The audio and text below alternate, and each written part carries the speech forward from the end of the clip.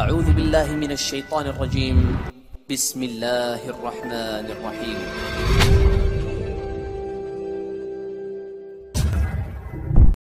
Assalamualaikum warahmatullahi wabarakatuh. Apa kabar sahabat Jannah? Mudah-mudahan kita senantiasa diberi berkah dan lindungan Allah Subhanahu wa taala.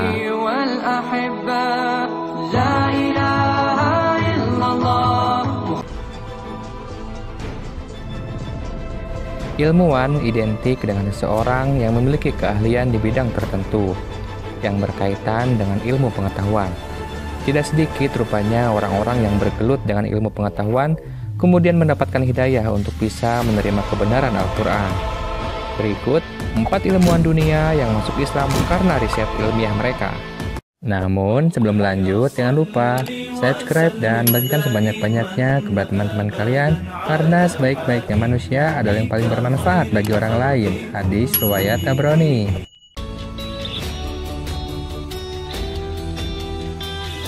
Yang pertama, Maurice Bucaille.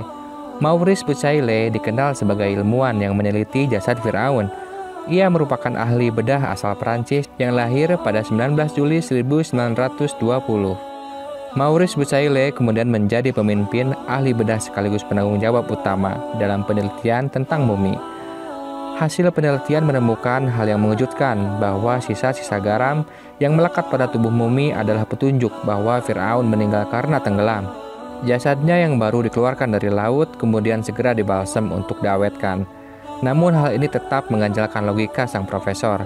Bagaimana jasad mumi yang sudah tenggelam lama di dalam laut ini masih lebih baik kondisinya dibanding mumi-mumi yang lainnya? Hal tersebut mulai sesuai dengan penggambaran kematian Firaun di Al-Quran, bahwa dia mati karena ditelan ombak.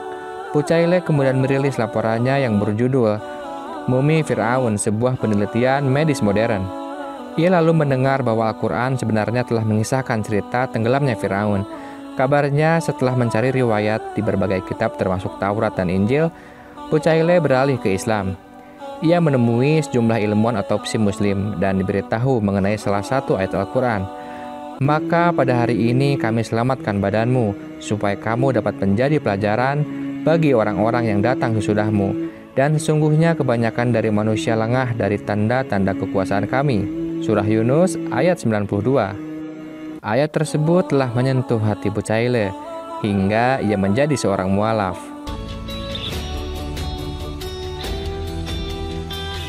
Ilmuwan yang kedua adalah Jacques V. Cousteau, seorang ahli oceanografer dan ahli selam terkemuka di Prancis. Jacques melakukan eksplorasi bawah laut.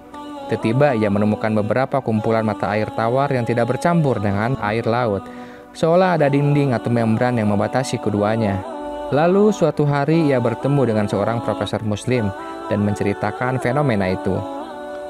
Profesor itu teringat pada ayat Al-Quran tentang bertemunya dua lautan pada surat Ar-Rahman ayat 19 dan ayat 20. Dia membiarkan dua lautan mengalir yang keduanya kemudian bertemu.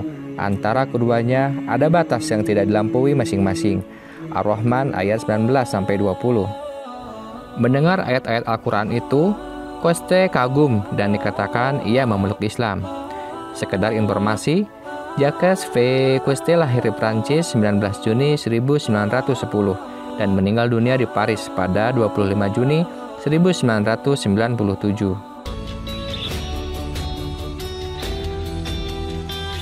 Ilmuwan yang ketiga adalah Fidelma O'Leary. Fidelma merupakan ahli neurologi yang berasal dari negeri Paman Sam, Amerika Serikat. Ia mendapatkan hidayah ketika meneliti saraf otak manusia. Saat ia melakukan penelitian, ia menemukan bahwa beberapa urat saraf di otak manusia tidak dimasuki oleh darah. Padahal setiap inci otak manusia memerlukan suplai darah yang cukup untuk bisa berfungsi secara normal. Ia menemukan bahwa darah tidak akan memasuki urat saraf di dalam otak, kecuali ketika seseorang melakukan gerakan sujud dalam sholat, seperti yang dilakukan umat muslim. Ini menunjukkan bahwa bila seseorang tidak melakukan sholat, maka otak tidak dapat menerima darah yang cukup untuk bisa berfungsi secara normal.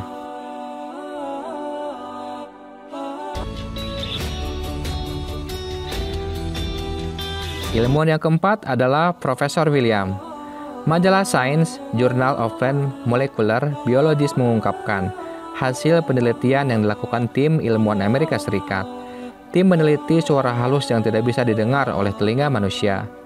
Suara itu keluar dari tumbuhan dan peneliti merekamnya dengan alat perekam canggih. Dari alat perekam itu, getaran ultrasonik diubah menjadi gelombang elektrik optik yang dapat dipantau di monitor. Para ilmuwan ini kabarnya membawa hasil penemuan mereka ke hadapan tim peneliti Inggris di mana salah seorangnya adalah peneliti Muslim. Mengejutkan, getaran halus ultrasonik yang tertransfer dari alat perekam menggambarkan garis-garis yang membentuk lafaz Allah. Ilmuwan lalu kagum dengan apa yang mereka saksikan. Peneliti Muslim lalu memberikan hadiah berupa mushaf Al-Quran dan terjemahannya kepada Profesor William, salah satu anggota tim peneliti Inggris. Pada suatu kesempatan, sang profesor mengatakan bahwa dalam hidupnya ia belum pernah menemukan fenomena semacam ini. Dan tidak ada seorang ilmuwan pun dari mereka yang melakukan pengajian yang sanggup menafsirkan apa makna dari fenomena ini. Begitu pula tidak pernah ditemukan kejadian alam yang bisa menafsirkannya. Akan tetapi, satu-satunya tafsir yang bisa ditemukan adalah dalam Al-Quran. Hal ini tidak memberikan pilihan lain buatku selain mengucapkan syahadatain, ungkap William. Sahabat Jannah rahimakumullah, demikianlah kisah-kisah dari para ilmuwan yang telah menjadi saksi bahwasanya Al-Quran adalah selalu benar dan Al-Quran merupakan wahyu dari Allah Subhanahu wa taala. Wallahu a'lam bishawab.